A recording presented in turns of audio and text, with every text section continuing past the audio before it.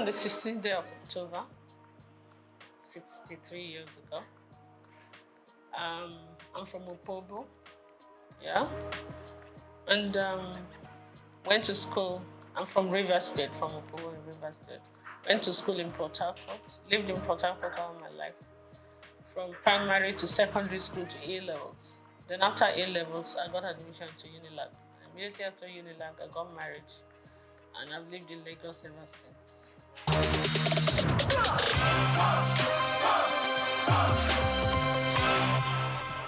Well, it was fun for us because me and my husband were very young. My husband was 25, I was 21 and all that. But we learned on the job. We were friends. We were friends for 3 years when I was in Unilag, university. And we came out, we got married. So we're like children that just got married. But I had my parents. My parents were his very good friends. So when I get naughty, he would report me to my parents. When I didn't know these kind of duties were demands of somebody's wife, they would tell me this is my responsibility. I'm like, no. I will agree to some, I will not agree to some. But I mean, it was fun. We had our ups and downs, but kind of pushed through it. And then the children started coming, and it was a different ballgame.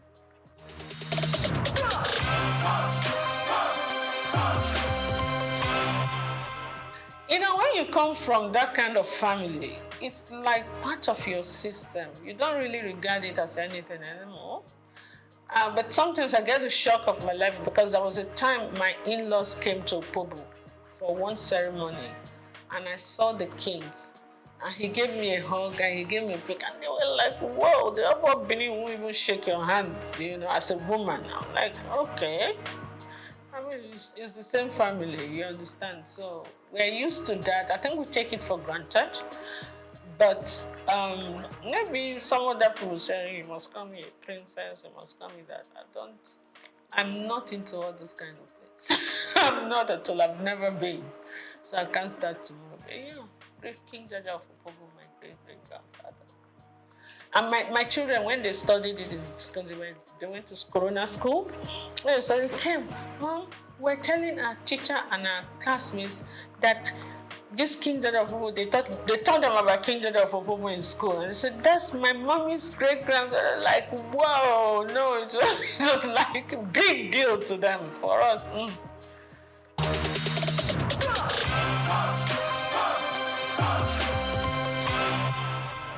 Absolutely, upbringing and my personal choice too, because you could be brought up one way and choose to go another way. You understand? One of my philosophies in life is like this: you're not the tallest in the world, you're not the shortest, you're not the prettiest, you're not the ugliest, you're not the richest, you're not the poorest. Oh, get with it. Do you understand? If you're looking for beauty, there are more beautiful women than you say. If you're looking for ugly, there are uglier women. If you're looking for tall, you're looking for it. So what is it? You understand? You didn't come into this world with anything. You're not going to go with anything. So just be grateful to God for whatever you have or whatever you are. Work towards improving on it, improving your relationship with God Almighty, and improving your relationship with your fellow human beings. That's my philosophy in life. So what's the point carrying all the air and chips on your shoulder? It makes life heavier for you.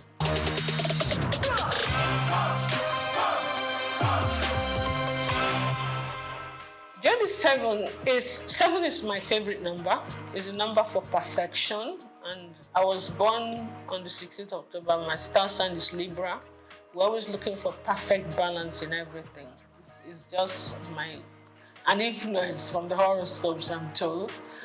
But J is my husband's name, D is my name, and 7 is my favorite number. Lazy way of forming the name of a company, isn't it? So I did, and it stuck. And I knew I was going to go into couture, so that was it. Easy.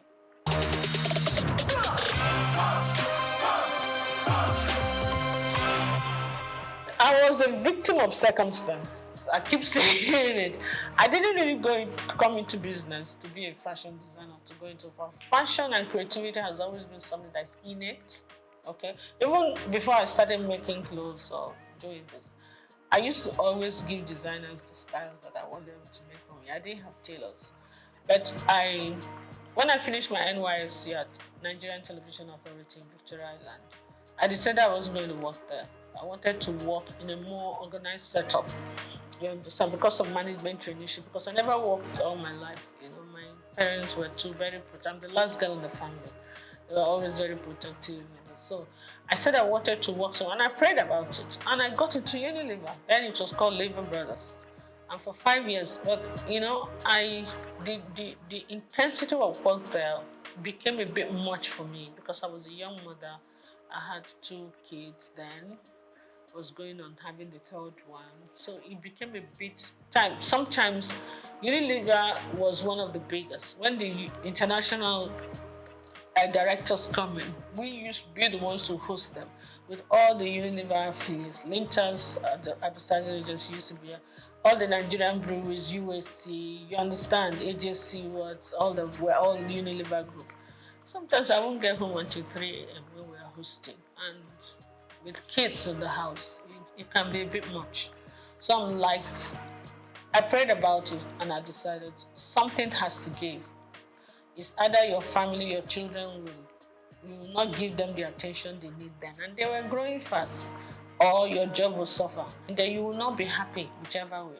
So I decided, you know what, let my priority be my family, and I decided to go back, and I put in my resignation. That was not what I'm fine. When I did, my chairman refused to accept my resignation, so I had to use another way to encourage him to accept it. So I left Unilever. I said, okay, I wasn't the type of person that was suited for being a housewife. I wanted to do the kind of business I would do, but still have 100% time for the kids. So when the kids say, they're having something in school, I'm there, okay? I decided I was going to just market corporate gifts. When I was in Unilever, I was the assistant corporate affairs manager in charge of press. So, and being in Unilever at the corporate affairs level, I already knew a lot of companies. So I used that opportunity to get back to those companies and introduce my new business. And in the first year, I actually made more money than my 5-year stint in Unilever. So that was the normal encouragement. You make more money doing your own business. You have more time for your kids, for your family, and for yourself. And you travel quite a bit because you have to go and buy the corporate gift. So it was a win-win. Then, a few years down the line, the president, Olusegun Obasanjo, came in and said they were doing backward integration and they were going to stop the importation of all this corporate gift and a lot of other things. So we were actually forced to look inwards. And when we started looking inwards, that's when it hit me that apart from Big, that was being produced by Eleganza, we're not really manufacturing anything in Nigeria apart from textiles and maybe I think Eleganza was doing food flask or something. And which corporate body do you want to give as end of year gift? So what we had to do now, because a lot of my clientele were like Shell, Chevron, I started looking inwards. I said, okay, if I have to do something, I can do beddings, pillowcase trimmings, table covers, table placement, napkins with fabrics like I showed and I can do jute bags, It came to me. So I had to go and buy one machine and employed one tailor. So sometimes they will call me. I did some samples. So even in Abuja, when they were going to have, like I remember the West African Women's Affairs, they had a conference. So they wanted jute bags. And we had about 1,000 or 2,000 jute bags. And that was quite nice. Plus, apart from the end of year activities. So that's it. But after those periods, you have periods of lull. Like you're not using the machine and the tailor. You have to be paying tailor for doing it. I'm like, why am I going to these people to make my clothes? Tailor, oh yeah. This is the style I want. I started first by giving some of my clothes, repeat it. You did well. So I started designing. I could sketch very well. I was a science student in school, but I could sketch really well. So I was scared she would do well. And sometimes when I wear the clothes and I go to supermarket, some women will just call me, hey, I really like this thing you're wearing. Please, where did you make it? I'm like, okay, I'll give you the address. I give them the address. They started coming. Before I could say that, within 1 month, I had over 50 women I had to make clothes for. And the one tailor was no longer enough. I had to employ 2 others. That was how we started. From 2 to 4, then I had a whole factory before you could see that. I started making school uniforms, started doing all kinds of things. And then some of the magazines, like Genevieve magazine, look around like, are you sure you make this outfit? I thought you were a broadcaster. I thought you sell. I said, yes, I did. So I did some photo shoot session for her. And I modeled the clothes actually. And whoa, I started getting calls from Paris, from the UK. I did DC Fashion Week, I was just, and they will pay your ticket, pay your hotel, please come and showcase for us. Some will even say, please come and open the show for us. Some say, we want you to close this. I'm like, okay. There are places that I would never have thought of going to, like Burkina Faso. They will back me, the top fashion designers there, when the Alfadi does this thing once every 4 years. Alfadi in Niger. The Niger government sponsors it. He calls all, including Elisab, every international designer, they will go, especially the Moroccan ones, those North African ones, Indians. So they invite one designer from each country. So they used to call me to come because of what I used to work a lot with Ankara and SOUQ, and I do international acclaimed, how would I put it, couture outfits with Ankara, big hats, funny looking, structured clothes and all that. So that was how it went, And I did all the magazines. I've won all the awards. So after a while, I started thinking of concentrating on exports. In the process of doing that, my husband took ill. After 2 years, we lost him. So when I came back home, I gave a lot of things a lot of thought. My kids were still in school. My daughter got married. She was in Australia already. And then my 2 boys were still in school. So I said, look, this fashion design group is not going to pay school fees in pounds sterling and dollars. So I said to myself, you know what? Why don't you give the man hours to the industry, the family business that were yielding the most income? That was how I started kind of just saying, you know what, let me just minimize it a bit. My core clients were still coming. So I kept the tailors, my experienced tailors I worked with for years. I kept them. I kept few of them. And I kind of cut down on that business. I said, you know what, let me just go and face the family business and do this for the people who really know what I'm doing. And word of mouth goes. So I'm still doing that, but my priority is really not that,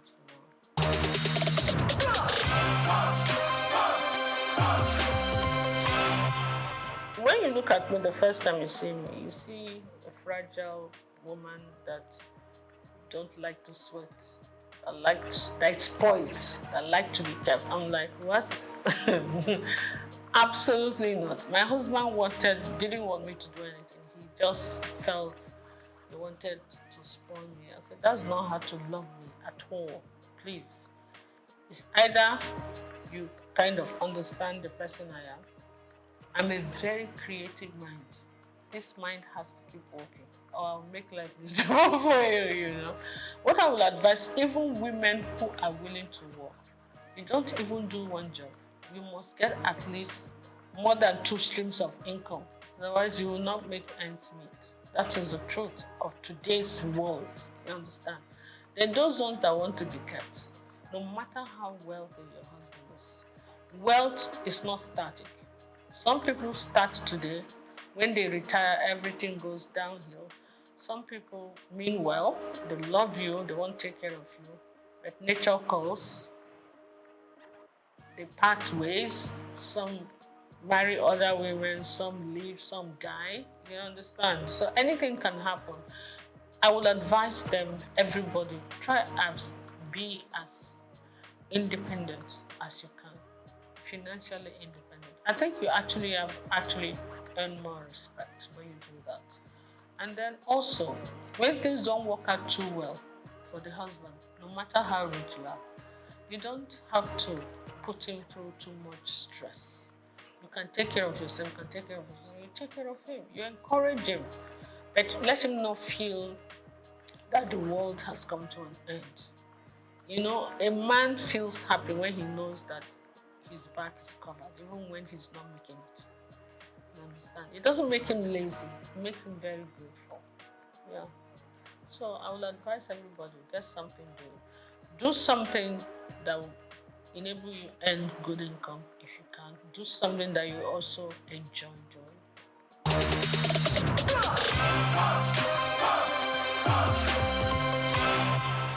I've always believed in garbage in, garbage out. Yeah? Garbage in is the stress abound. You cannot control that. But you can control your attitude towards stress. Stress is the #1 killer and ages of everything in this world. It's your attitude to stress that you have to manage, and that depends on you. What you put in your mouth also depends on you. Your mind, your heart, your spirit, your soul. You have to be loving. You have to be forgiving. You understand? All that depends on you. So it's actually you that decides whether you're going to age gracefully or you're not. Forget about the genes first. It's true. You understand? Some people are so malicious. When you offend them once, oh my goodness, they will carry it in their chest, and the chest will be expanding, and they won't sleep well, and they begin to have problems. Meanwhile, the person you're angry with does not even know you exist. It's crazy.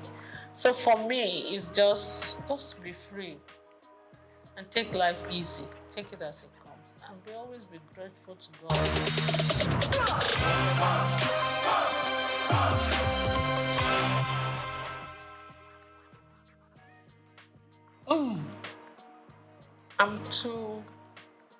I'm too honest and straightforward. It's either I will be killed immediately, or because I will tell you the truth, no matter whose house is God. I don't think I can play politics. I'm not a politician at all. I am a very straight shooter. I will tell you to your face when you're doing stupid things. That was my relationship with my mom, my dad, my husband. So most times, I'm the last girl in the house. So maybe when they were disciplining the first ones, by the time they got to my turn, they were a bit tired. So we could talk to my parents anyhow. But I don't do it to create whatever. I just feel that if anybody worth talking to, is worth talking to with honesty and integrity. And when you want to play politics, they will see something that is black. They will say it's yellow. I can't do that. For the love of me, I can't. So politics is not my call. And because of that, they will not allow your creativity to come out, your sincerity to. What's the point?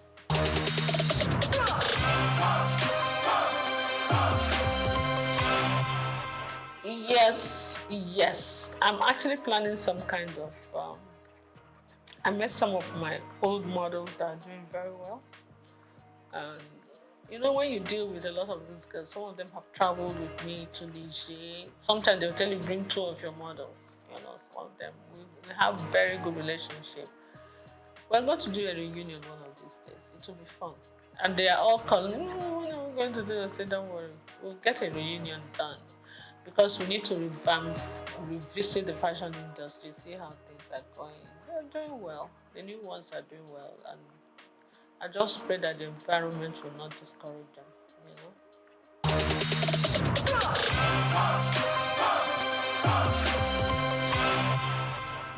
It's not just Nigeria, it's the world. Whatever is happening in Nigeria is what the truth is. A crate of egg in Nigeria is still cheaper than a crate of egg in the US and in the UK, even with the exchange rate.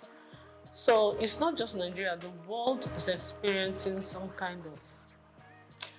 The way I see it is like the pangs of birth before the child finally comes. You know, that intense labor. And then when the child is born, everything is calm and beautiful, everybody's happy. I think we are just towards the end of the labor pain. It's going to get better, but we're going to pass through a lot of that before it gets better. And when it finally gets better, we'll all be smiling. But right now, the whole world, not just Nigeria, is crazy. If you look at international, listen to international news, it's actually crazier than here. I just pray. Yes, I live opposite, I won't even say it, on the street. One of the big men that live on that street, his birthday was yesterday, and the whole street was filled with beggars, hungry people. It was really crazy. I felt so bad. We were pushing each other, killing each other, fighting just to get a plate of jollof rice. It was very sad. It didn't used to be that bad. There were a few people who would come hang around, but the whole street, I couldn't move anywhere yesterday because of it. I hope it gets better soon, so that the best in all of us can come. Because hunger and poverty can actually bring the worst in people.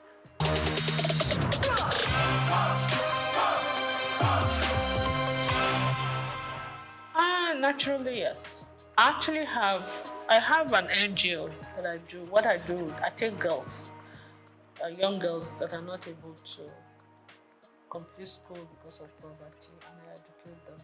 You understand? I try to pay school fees, help people, and I believe in education a lot. Yeah, because I don't believe in giving you the fish. I believe in teaching you how to fish. I have few of them from my place come stay with me. Some of them are able to stand the discipline. Some of them are not able. So the ones that are able to say they stay, and they do very well. Some of them I train from a distance and they do well. So I've had university graduates, I have the levels, I have all kinds of things. That's what I do. And most people come to me naturally, not because I'm a trained mentor or anything. When you do anything out of love, an act of sincerity of purpose, and because they see you as genuine, they listen to you. You understand? When you mean well, you tell people the honest truth, and they, it's not easy sometimes, but yes, a kind of mentor.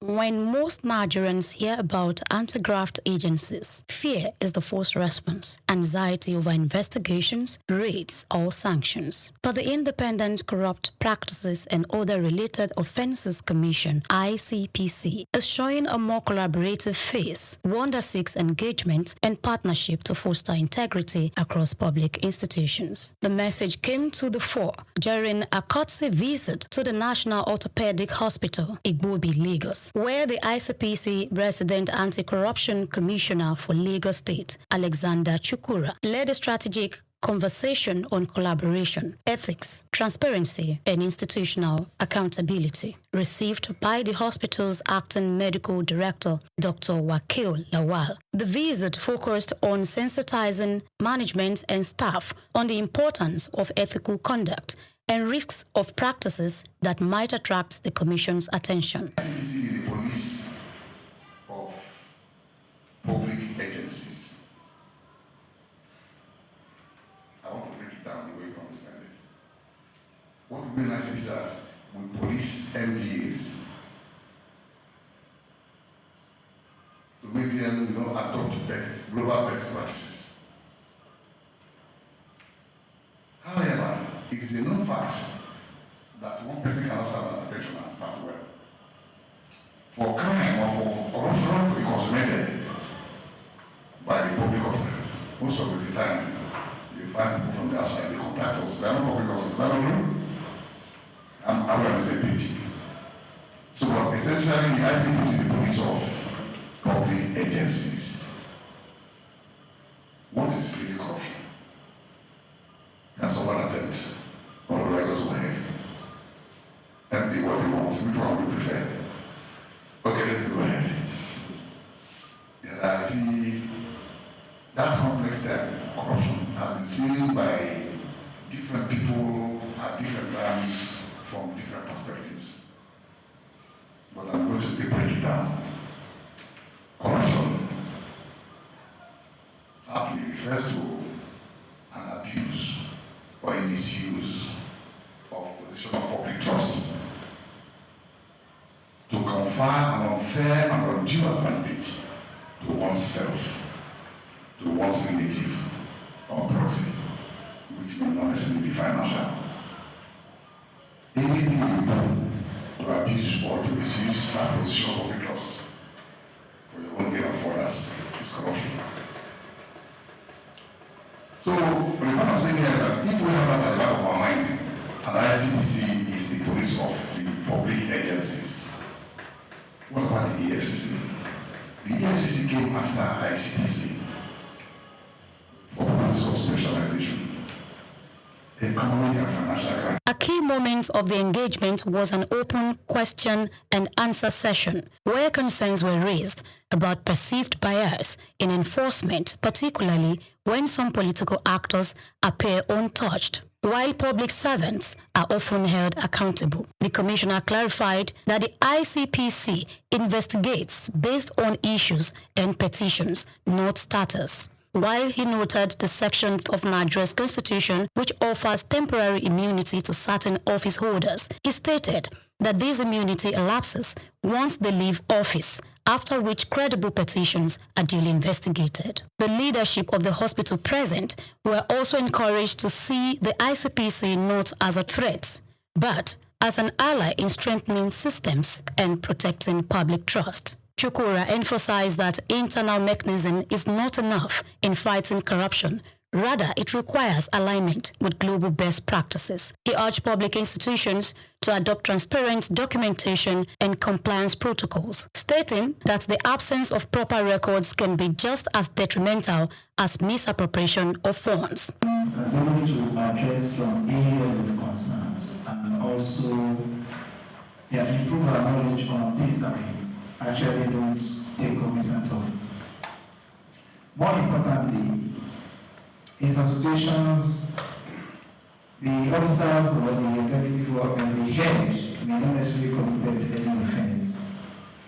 But from your statement today, I will deduct that keeping good record is also as important as not being corrupt. And so this is also things that I want some of my colleagues and my staff to also learn from.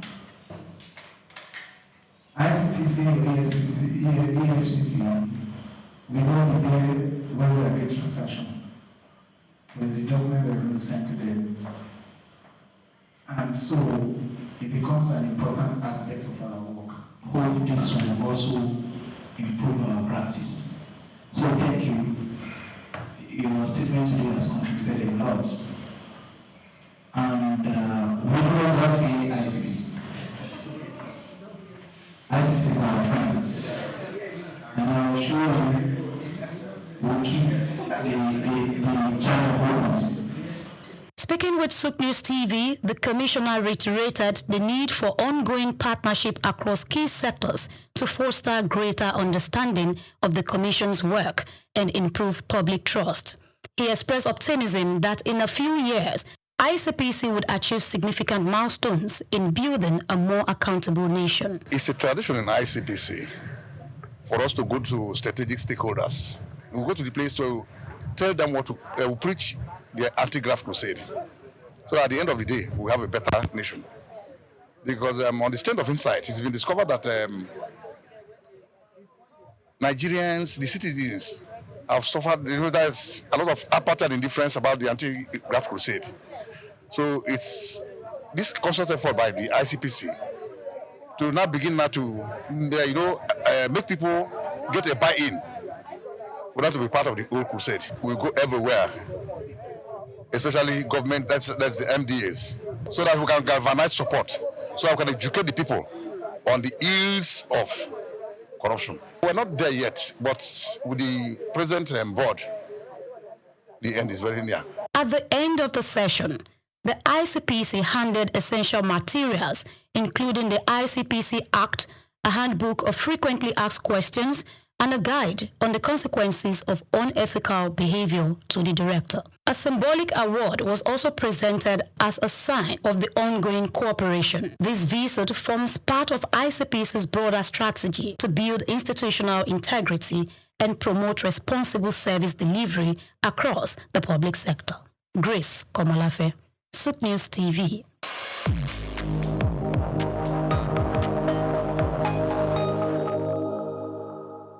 We've got just what you need right here at Femi Wash Media. Call it the Midas Touch, and you wouldn't be wrong. Let us record, produce, mix, and master your audio like nobody does. Reach us on our contact today for the best quality job. Woman, the powerhouse of every home. She makes a continuous, deliberate effort to nurture and secure her family. Before anyone else is awake, she is. Before she eats, they do. Before she rests, she makes sure tomorrow is possible. In homes across the country, hunger is silent, but a woman's sacrifice is not. She walks the land, carries the weight, stretches every meal, yet when food is scarce, she is the force to go without. Food insecurity is not just an economic crisis, it is a gendered one. As a woman, I've had to reduce my food portion in order for the food to go round. You know, when I'm serving food, protein, like chicken, fish, I have to ensure that everybody else gets. So sometimes I have to take out from my own and ensure that the members of my family, maybe the younger ones, are well fed before I talk about myself. Me as a woman, I skip food for my children for them to be satisfied. When food is not going round, you just have to manage ourselves. Like maybe you just one plate, you just have to short it to half, so everybody can take something and eat. It has not been easy because everything has been expensive now. Maybe when I go to market now, I take 50,000 to the market. When I got there, I see that this thing is expensive. I'll have to buy maybe one plate I want to buy. I'll just have to short the money that okay, let me buy half plate of rice, half plate of beans, everything half plates. If it's like your loved ones, something like that, if you see the way there is not enough food, so you just need to step outside your own and give them your own to eat, something like that. Normally, I used to buy my food from big supermarkets, instead go to the mall to buy food stores. But because of the high prices in baking everything, so I prefer going to the local. My family, in the sense that all the things that we used to buy before, the prices of all this food stuff have gone up, and it's becoming more increasingly difficult to cut off a lot of options from our meals. So we are kind of repeating the same meals for Security at higher rates than men. According to research, 31.9% of women face moderate to severe food insecurity in 2021, compared to 27.6% of men. Despite making up nearly half of the agricultural workforce, women own only a fraction of the land they cultivate.